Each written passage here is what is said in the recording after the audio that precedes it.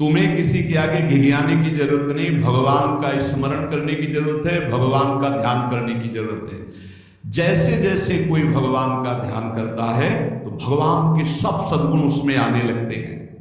चाहे वो सगुण साक्षात्कार करना चाहे या निर्गुण साक्षात्कार, उसमें योग्यता आ जाती है। ज्ञाने विठ्ठल ब्रह्मो नवे त्वाचे बोलो नाही कावे। महाराष्ट्र भाषा में कहते हैं मेरे तो सर्वस्व ब्रह्म विठ्ठल भगवान है, तुकाराम जी कह रहे हैं। अब मुझे किसी की बात सुनने की जरूरत नहीं है कि ब्रह्म कौन है, मेरे तो विठ्ठल ब्रह्म है। जो वाणी से अगम्य है मैं उसकी स्तुति क्या करूं। वेद भी जिसकी नेति नेति कह के चर्चा करते हैं, मैं उसकी क्या चर्चा कर पाऊं। पर मेरी वाणी को नशा हो गया है उनकी चर्चा करने का। मेरी वाणी को नशा हो गया, बिना उनकी चर्चा किए, बिना कीर्तन किए, बिना गुण गाए हमें चैन नहीं पड़ सकता। कोई ना हो तो ठाकुर जी को श्रोता बना के सुनाने लगो, ऐसा नशा होना चाहिए। सुनो अपनी चर्चा आप ही सुनो, ठाकुर जी के सामने बैठ जाए और वाणी लेकर उन्हीं की चर्चा उन्हीं को सुनावे।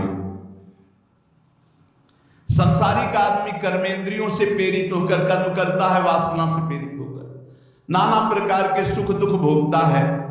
पर हम कायिक, वाचिक, मानसिक केवल अपने विठ्ठल के लिए कर्म करते हैं। ये बात समझो। संसारिक आदमी कर्मेंद्रियां भाग रहे भोगों की तरफ, कर्म करता है, पाप या पुण्य, सुख या दुख भोगता है।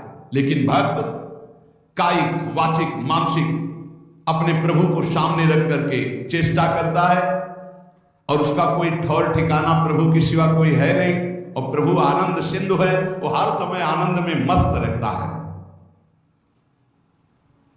कहीं किसी और का प्रयोजन नहीं रह गया है। तुकाराम जी के सब जगह विठ्ठल तू ही तू मुझे दिखाई दे रहा है। तन, वाणी, मन ये सब तेरे चरणों में अर्पित हो चुके हैं। भगवान अब मेरा कुछ नहीं बचा, केवल आप ही मेरे बचे।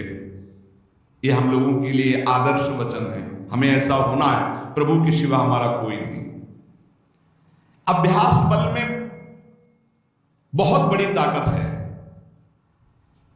अभ्यास बल हो जाए तो व्याघ्र और सर्प को भी अधीन किया जा सकता है। व्याघ्र बाघ को और सर्प को अभ्यास बल। देखो जो बचपन से अभ्यास करवा लिए सिंहादि का, तो ऐसे बछड़े की तरह हाथ फेरते, साथ खेलते हैं, कोई फर्क।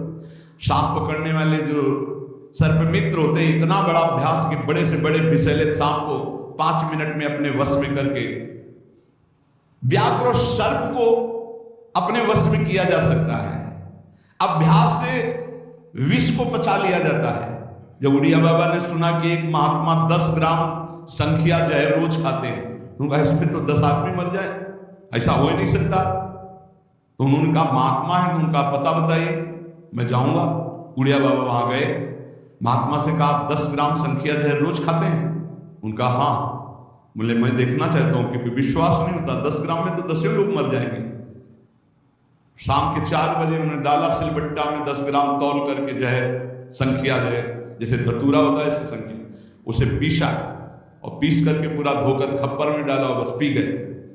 महात्मा है तो आश्चर्य की बात है। बोले तो रोज हम पीते हैं। तो बोले 10 ग्राम कैसे? तो बोले अभ्यास। पहले दिन एक बीज लिया था, ऐसे घस के चाटा, नशाया, कई दिन उसी बीज को घसकर चाटते रहे, फिर एक बीज, फिर धीरे धीरे आज 10 ग्राम तक चाले। तुकाराम जी कह रहे हैं अभ्यास का बल करे तो व्याघ्र और सर्प को वश में कर ले। तो मन को वश में नहीं किया जा सकता, इंद्रियों को वश में नहीं किया जा सकता, अभ्यास से किया जा सकता। अभ्यास योग युक्त ने चेतसा नाम ने कहा। अभ्यास से हम विष को पचा सकते हैं। अगर हम रोज भगवत कृपा से अपमान को पचाना सीख जाए तो बड़े से बड़े अपमान को भी, निंदा को भी मुस्कुराते हुए सह सकते हैं। अभ्यास से वेदों का अर्थ समझ लिया जाता है। वेद पाठ का अभ्यास करो, धीरे धीरे वेद अर्थ समझा। इसलिए कुछ दुष्कर नहीं है, तुम अभ्यास में आओ। मेरा वजन में मन नहीं लगता, अभ्यास करो। अभ्यास में तुम जितना आगे बढ़ोगे उतने उच्च अवस्था को प्राप्त हो जाओगे। अभ्यास में बहुत बड़े दम है। अभ्यास एक एक कदम बढ़ाते चले जाओ। अभ्यास एक एक इंद्रियों पर विजय प्राप्त करते चले जाओ। अभ्यास असाध्य को भी साध्य कर दे। इसका कारण तुका कहता है कि अभ्यास भजन का कर लो तो आप सिद्ध हो जाओगे। अभ्यास से सब कुछ हो जाता है। संत जब घर आते हैं तभी दशहरा और दिवाली मान ली चाहिए, जो भगवत प्रेमी महात्मा है। बहुत बड़ा